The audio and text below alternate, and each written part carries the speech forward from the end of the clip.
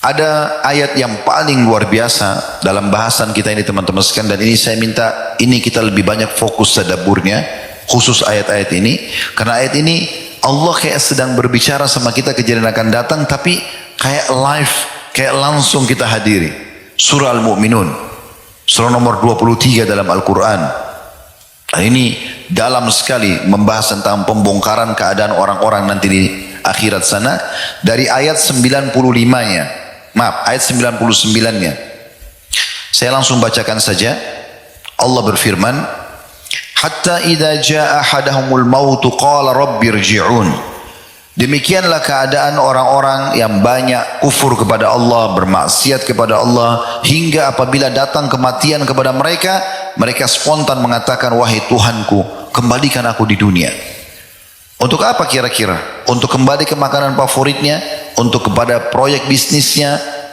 Mereka diceritakan oleh Allah di ayat 100-nya, la'alli a'malu salihan fima tarakt, kalla innaha kalimatun huwa qailuha wa mi waraihim barzakhun ila yaumi yub'atsun. Agar aku dapat beramal saleh atas apa yang telah aku tinggalkan dulu. Jadi mereka berharap kembali ke dunia, bisa sholat, bisa puasa, bisa zakat, bisa bakti sama orang tua, ya, bisa taat pada pemerintah, bisa segala macam. Sekali-kali tidak, kata Allah. Sesungguhnya itu adalah perkataan yang diucapkan saja. Itu omong kosong, tidak mungkin dia bisa kembali. Dan di hadapan mereka ada dinding yang memisahkan mereka dengan kehidupan dunia, maksudnya di alam barzah, di kuburan, sampai nanti hari kebangkitan. Ayat 101-nya, فَإِذَا نُفِخَ فِي الصُّورِ فَلَا أَنْسَابَ بَيْنَهُمْ يَوْمَئِذٍ وَلَا يَتَسَاءَلُونَ. Apabila sangkakala ditiup nanti, hari kiamat terjadi, tidaklah ada lagi pertalian nasab di antara mereka, dan tidak pula mereka saling bertanya.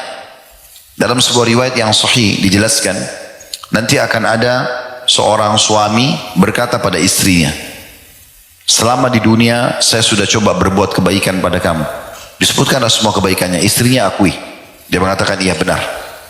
Ini sama-sama dia mahsyar. Kemudian si suami bilang, saya sekarang bisa minta gak? Satu pahala saja, satu pahala. Berikan kepada saya, bagi satu pahalamu sebagai balas jasa dulu saya baik sama kamu, supaya saya bisa selamat. Jawaban istrinya apa? Saya khawatir kalau saya berikan kepada kamu malah saya yang tidak selamat. Sebaliknya juga ada seorang istri yang mengatakan pada suaminya, saya telah berbuat baik selama di dunia bersama kamu. Disebutkanlah semua kebaikan dia, baktinya sama suaminya segala macam. Suaminya akui ya. Lalu dia mengatakan, izinkan saya mendapatkan satu pahala tambahan supaya saya bisa lolos masuk ke surga.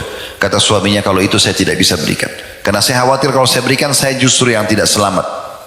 Dan dalam Al-Quran Allah menggambarkan lebih dalam lagi, yauma yafirru mar'u min akhihi, pada hari kiamat orang lari dari saudaranya, wa ummihi wa abi, dari ibu dan ayahnya, wa sahibatihi wa bani, istrinya dan juga anak-anaknya, likulli imri'in minhum yawma idzin sya'nu yughni. Pada hari itu orang semua berfikir untuk menyelamatkan dirinya saja sendiri-sendiri.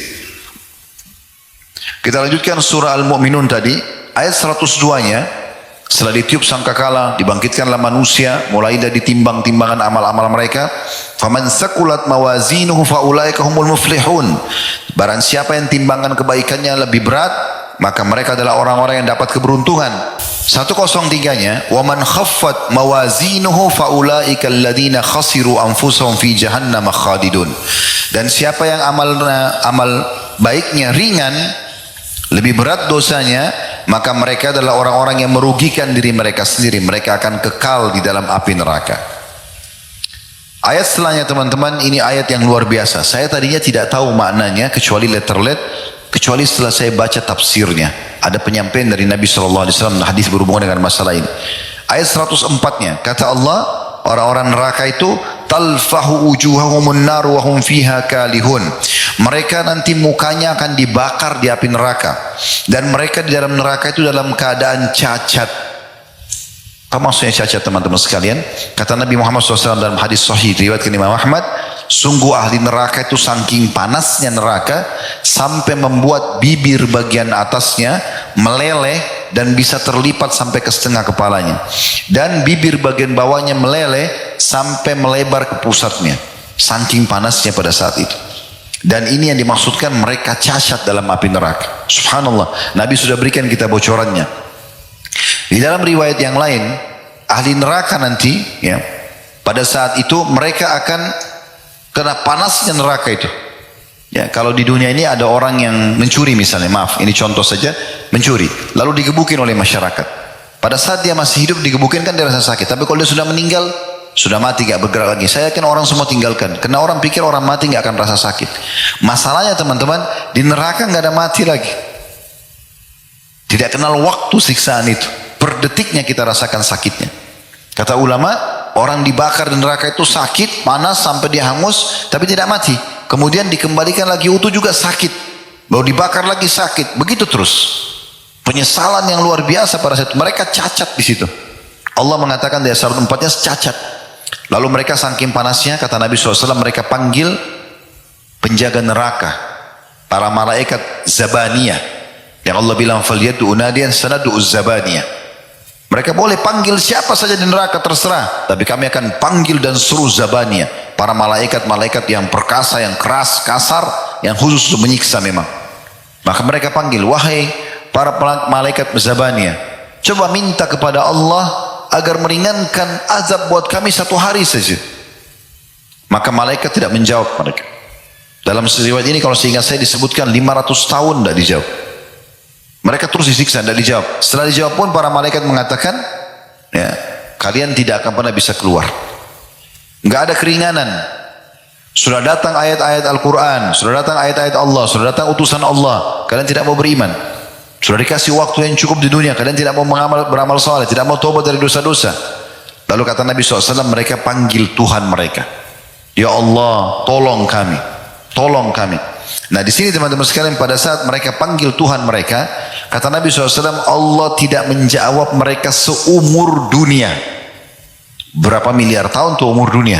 Karena manusia kita ini teman-teman, makhluk ini, manusia ini makhluk terakhir di dunia. Sebelum kita sudah ada jin, sudah ada hewan-hewan, ini semua sudah ada sebelum kita. Kita ini makhluk terakhir Allah ciptakan. Makanya waktu Nabi Adam diciptakan, iblis sudah ada. Mereka sudah ada semua kehidupan mereka, sudah ada hewan-hewan, sudah ada semua ini. Nabi Adam turun di bumi ini sudah siap semuanya. Sudah berjalan sekian lama. Maka pada saat itu teman-teman sekalian, Allah Subhanahu wa taala tidak menjawab mereka seumur dunia. Setelah itu pun Allah mengatakan kalimat yang luar biasa.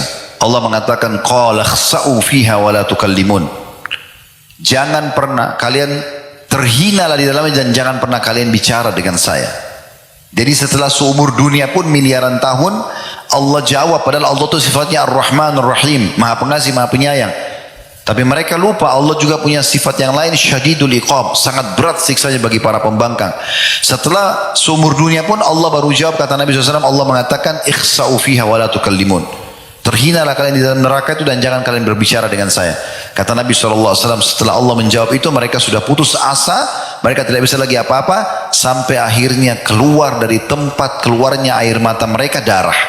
Dan ketahuilah, neraka itu penuh dengan air mata mereka. Sampai-sampai kalau kapal ingin dijalankan di atas air mata mereka, maka bisa jalan. Allah mengatakan, dalam 105-nya, lanjutkan surah Al-Mu'minun, alam takun ayati tutla alaikum wa kuntum biha tukadzibun. Bukankah ayat-ayatku telah dibacakan kepadamu sekalian? Allah berfirman, Bapak Ibu jangan buat ini, Bapak Ibu kerjakan ini, sudah sampai, tapi kamu selalu mendustakannya. 106, qalu rabbana ghalabat alaina shiqwatuna wa kunna qauman dhalin. Maka mereka ahli neraka mengatakan, ya Tuhan kami telah dikuasai oleh kejahatan kami, hawa nafsu kami, tetap mau menipu, tetap mau menggunjing, tetap mau menjatuhkan orang lain, tetap ini dan itu, dan kami termasuk orang-orang yang sesat. 107-nya, Rabbana akhrijna minha fa in udna fa inna zalimun. Ya Tuhan kami, tolong keluarkan kami sekarang dari neraka ini, kembalikan kami ke dunia lagi. Kalau kami kembali juga pada kesalahan kami, sungguh kami termasuk orang-orang yang zalim. Maka di saat itulah Allah mengatakan 108 yang tadi yang saya bahasakan atau sebutkan hadisnya, qala khsa'u fiha wa la tukallimun. Allah berfirman, tinggallah dalam keadaan hina dalamnya dan jangan pernah bicara kepadaku. Jadi Allah SWT menghinakan mereka teman-teman sekalian.